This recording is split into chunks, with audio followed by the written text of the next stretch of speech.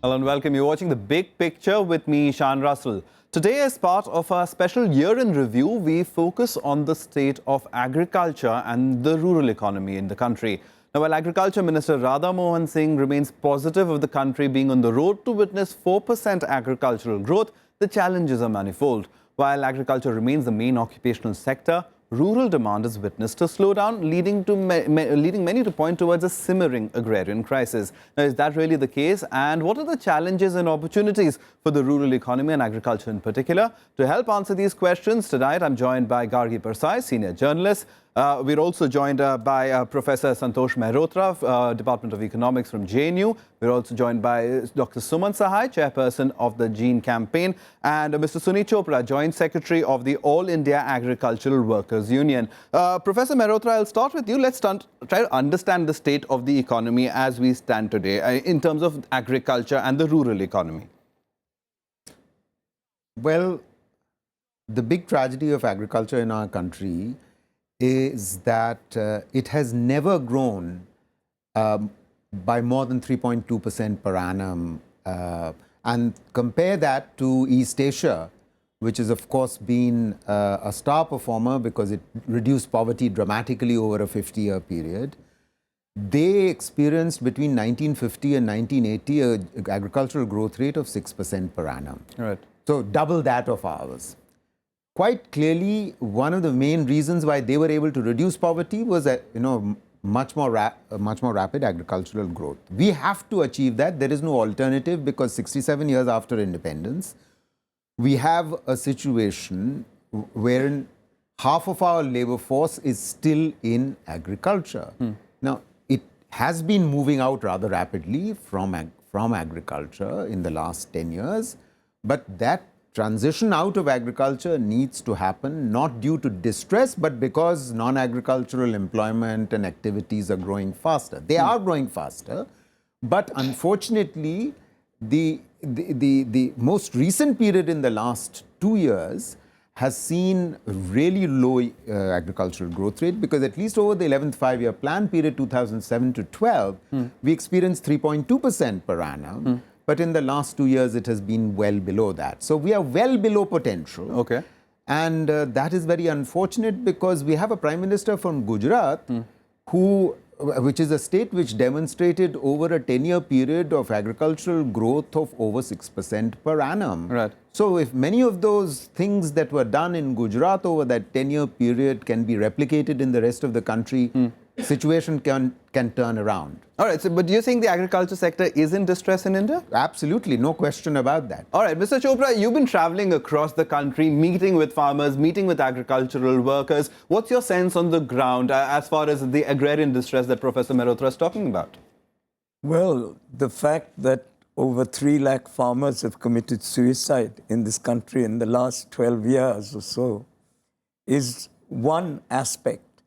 And I was a bit surprised as to why people were committing suicide and not actually, finding alternatives or fighting for alternatives, because our small farmer is very good at taking up alternatives. Recently, I was in Bulandshahr and I saw a horrible scene.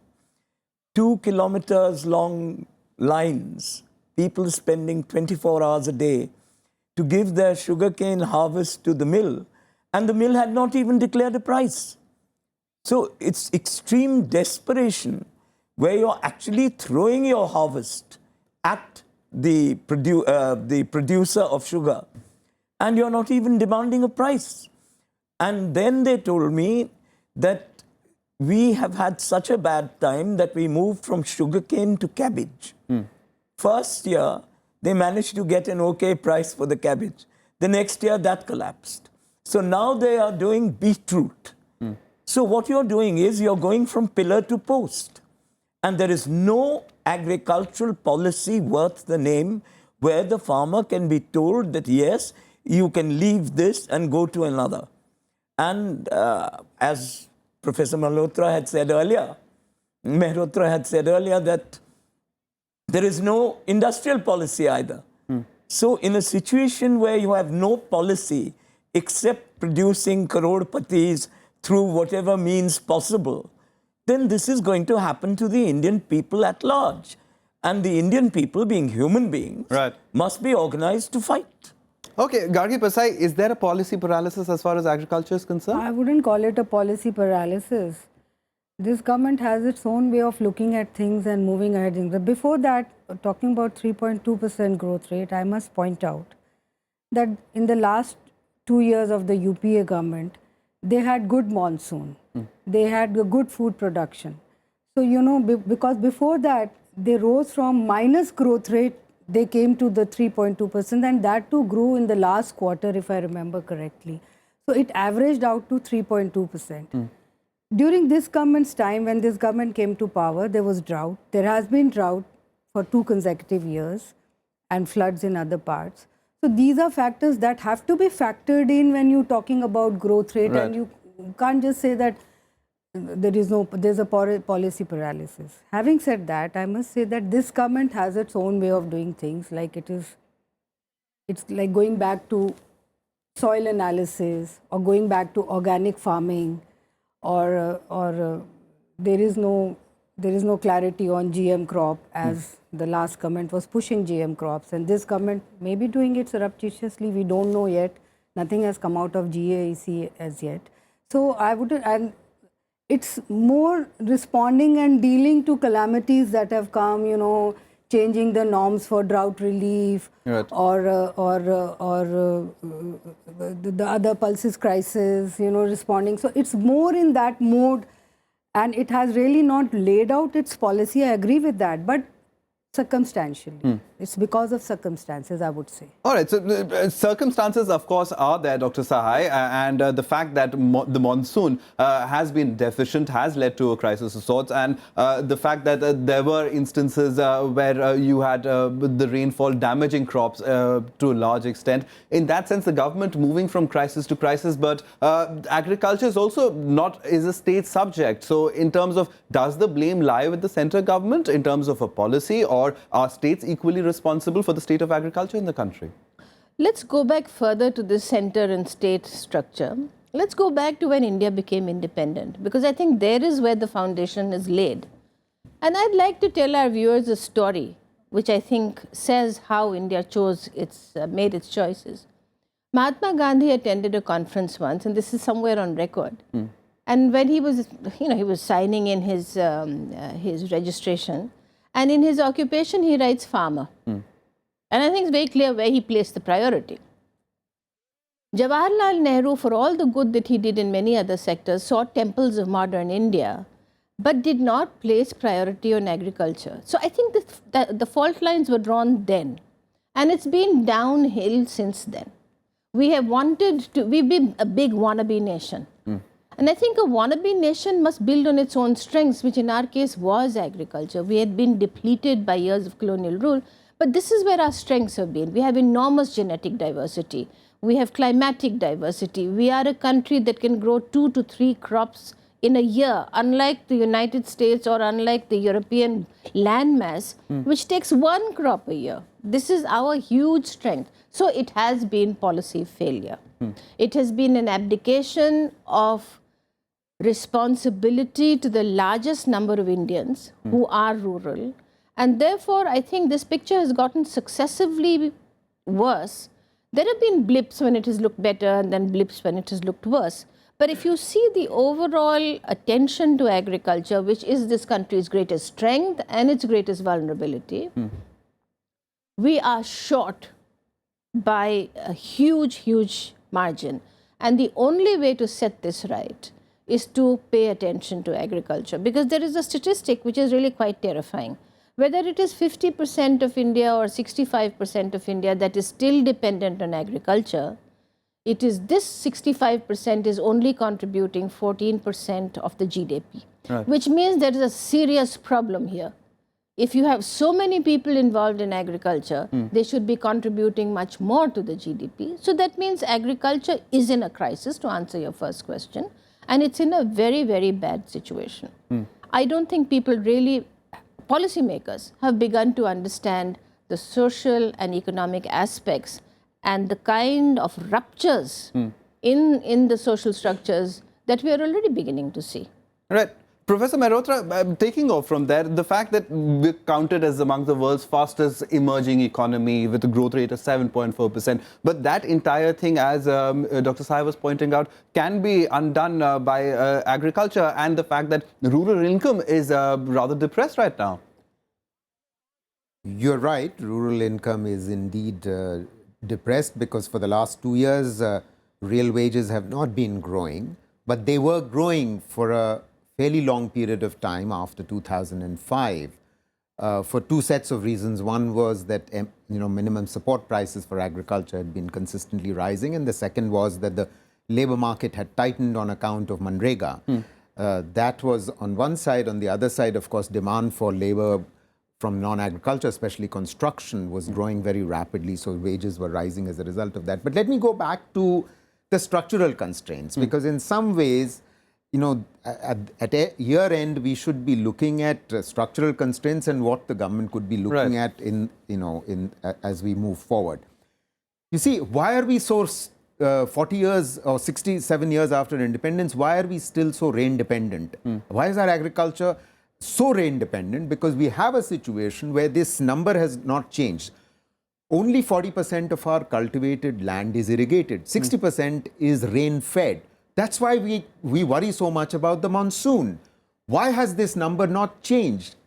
This is a failure of government policy, as my panelists have been saying. So we would be much less rain dependent if irrigation was growing on the one hand. On the other hand,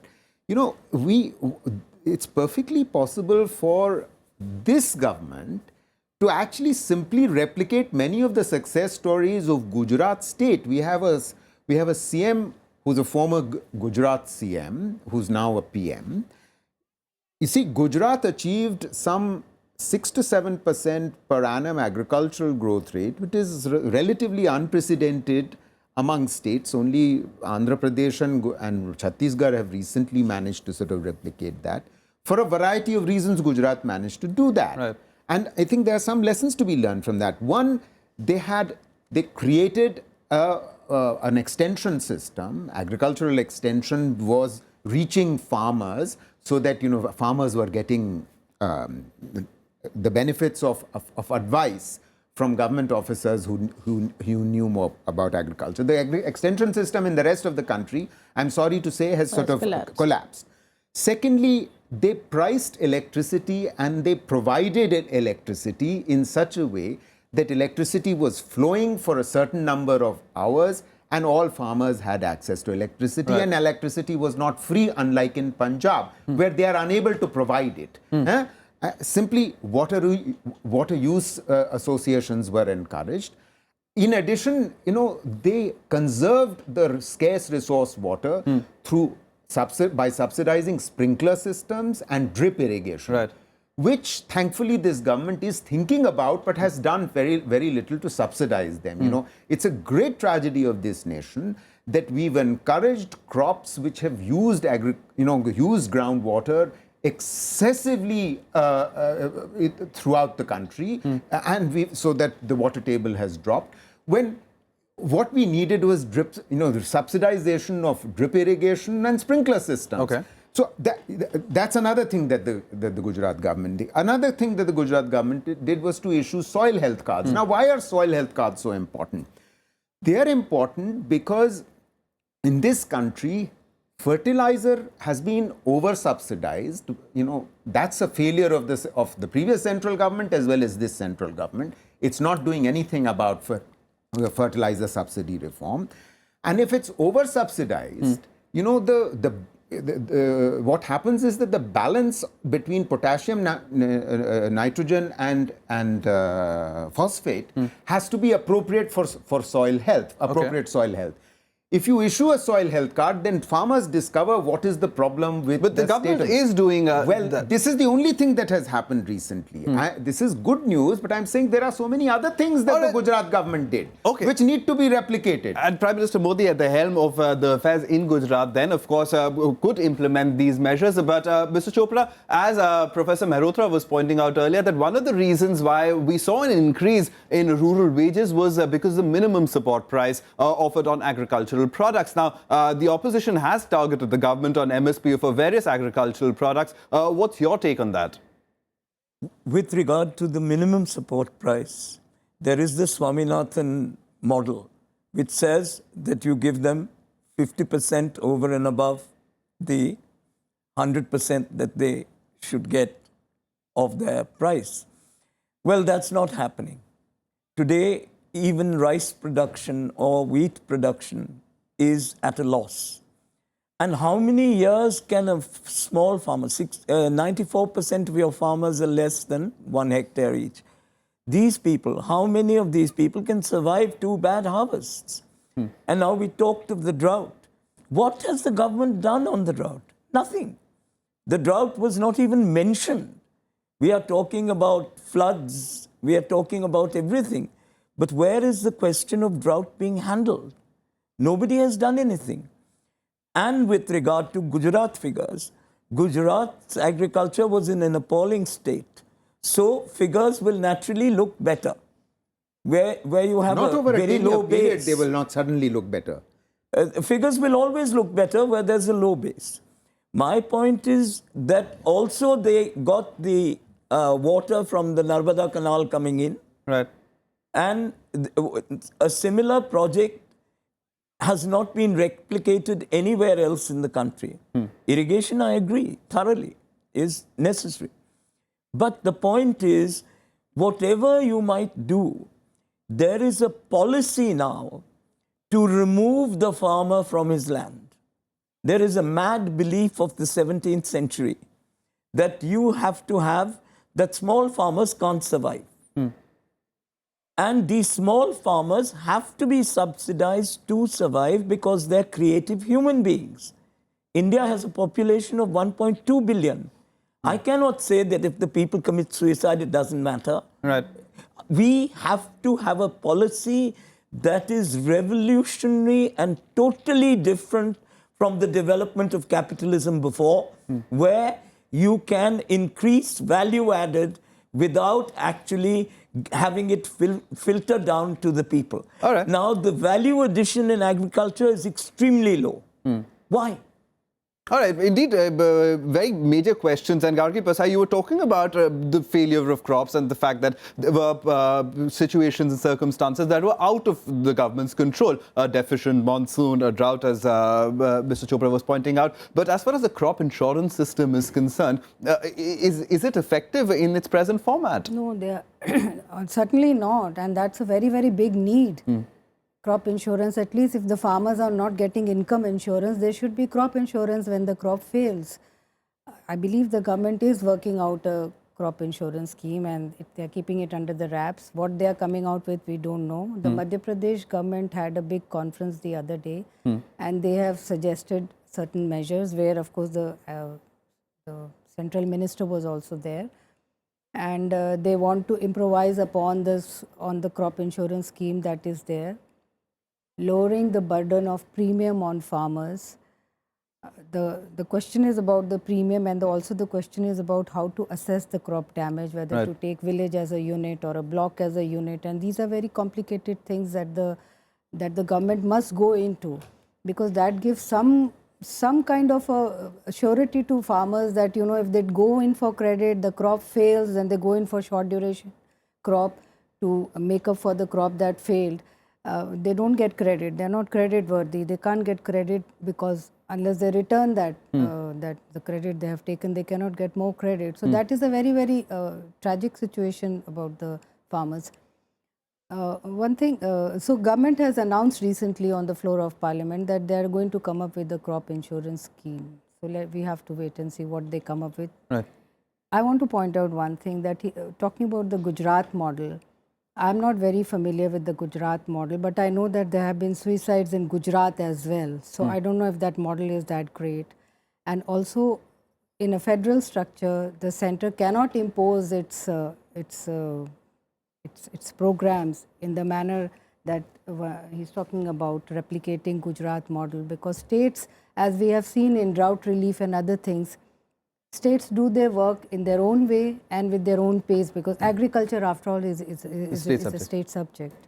So The center has to give a policy direction, no doubt about it, and that hasn't come really. There is no cohesive policy in which direction the government wants to go. I think that is... that is what they are doing things, as I keep saying, in ad hoc basis, you know.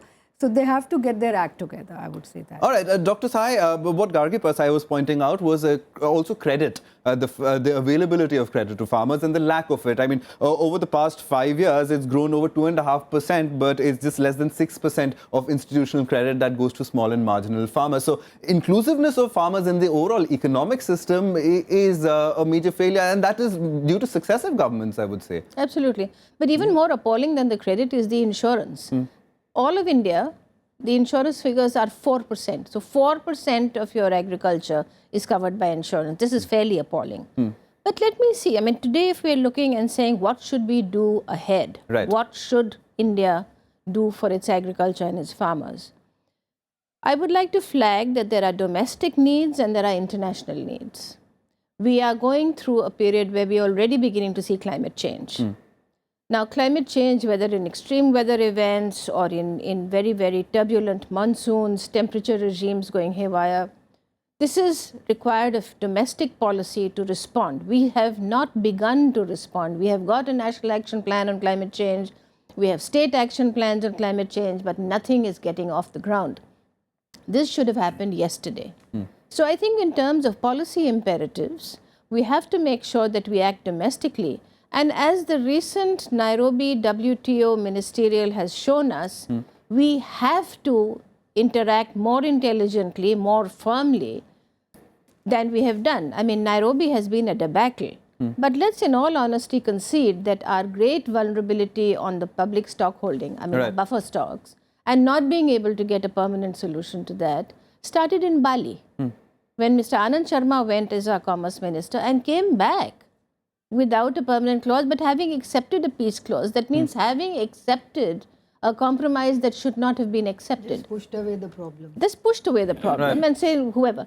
Now, these have very serious implications. The Nairobi deal has given you nothing on your public stock holding, and God knows every Indian understands the vitality and importance of being able to continue to hold our buffer stocks and to be able to support a minimum price for crops that the government acquires. In addition to that, you have your climate change deals where you have not been able to accomplish very much either. But I think the climate change agenda is a more domestic agenda.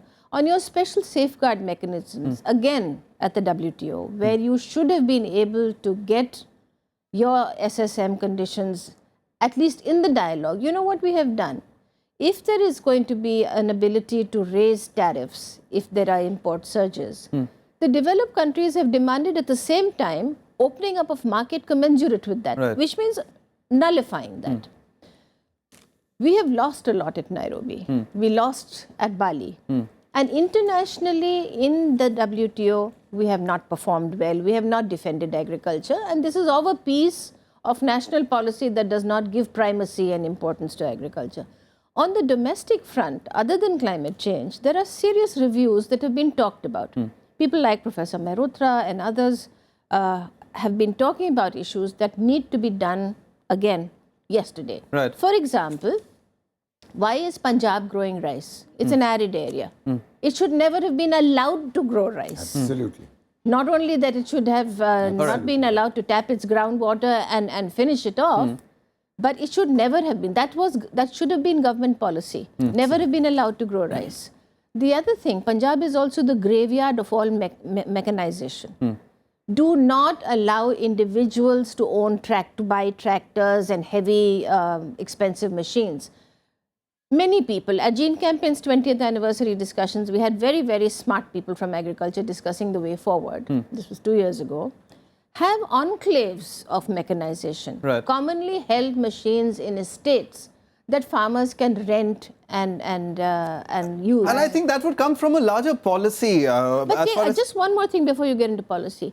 Fertilizer subsidy. I mean, this is the bane of Indian agriculture. If you change fertilizer subsidy and decentralize it, farmers are able and know which kind of compost, and there are scientists who can work on microbial cultures.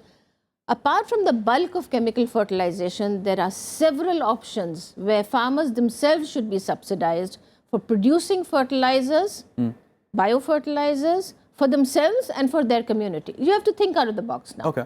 Get into industrial estates where mechanization is commonly held, get into changing the fertilizer subsidy, this monster sitting in the room, and make it possible for communes, for groups, for cooperatives, for individual farmers to avail of this subsidy to produce a range of fertilizers, Okay. fulfilling different soil needs locally. All right, I've run out of time, unfortunately, because this is a subject that is such a wide-ranging subject. Okay, Professor Mehrotra, very quickly. Ishan, very quickly, I think this issue of the center versus state responsibility has been raised repeatedly. I'm just going to make very quick points. It's absolutely correct that the extension system, the electricity pricing, soil health, drip irrigation, APMC Act, these are state-level subjects. States have to act, but the center can play a persuasive role based on good practices in other states. Point one. The second role of the center is, as has been repeatedly pointed out, first, fertilizer subsidy. That's a central responsibility. The third thing that we haven't spoken about is the following. Look at what happened to pulses prices. The government knew in March of this year that pulse production has dropped. Pulse production has not been emphasized. What has been emphasized are water guzzling, input guzzling, rice and wheat, which we've seen what the problems are, and one of the problems is fertilizer. It's critical for this country that we grow our own pulses. There is no MSP for pulses. There is supposed to be, but there's no procurement taking place. We, on the other hand, go on procuring rice and wheat when we can't even store it. While on the other hand, pulse price has gone from 50 rupees a kilo to 200. And get back extension. And absolutely, and oil seeds. Okay. These are the true focus because oil seeds are the basis of fat, fat consumption and second pulses are the basis of protein consumption. Hugely. That's right. I mean, Yes, we're that's importing. the We reason can't why afford this it. is happening. The reason is that they are only interested in profits. Okay. They are not worried about getting the farmer's small livelihood. farmer actively producing pulses and things like that. The subsidies should go for creative development of our rural population and not for a bigger GDP in terms of profit. all right, we'll have to wind it up over here. Run out of time, but thank you very much, all of you, for coming in. And this is, of course, a subject that needs to be discussed a lot more across drawing rooms in the country, across studios in the country. And I wish that other TV channels as well take this up, because this is a sector that could really derail the entire growth process. And as Gargi Parsai was pointing out, that the ad hoc nature perhaps is not the best policy to pursue as far as agriculture and rural economy goes. And a more direct, a more definite policy direction is needed. But we'll have to wind up on that. Thanks so much for watching for now.